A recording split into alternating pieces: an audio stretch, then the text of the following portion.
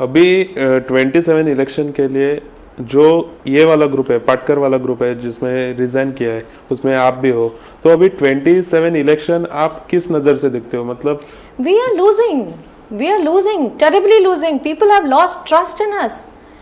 Direct we are losing, direct I am telling you we are losing. अगर हमारी कुछ seats आती हैं तो इट इज लक, क्योंकि जो आप सोशल मीडिया में लार्जर देन लाइफ वाली पिक्चर दिखा सकते हो, ग्राउंड रियलिटी एवरीबडी नोज।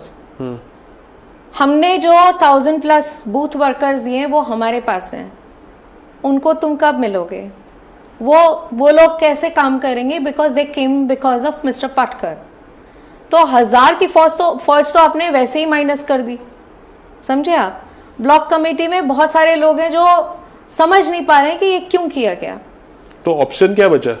अगर ये टीम हार रही है तो ऑप्शन क्या बचा? ऑप्शन एक ही है, या तो मिस्टर पाटकर को रीइंस्टेट किया जाए या फिर आप प्रेसिडेंट किसी और को बनाए, ऐसे को बनाए जिसका बीजेपी के साथ कहीं कोई रिश्ता ना हो। Because there are so many people who have very good relations with BJP, वो बैठते इस साइड हैं और फ्रेंड्स उस साइड हैं उनके।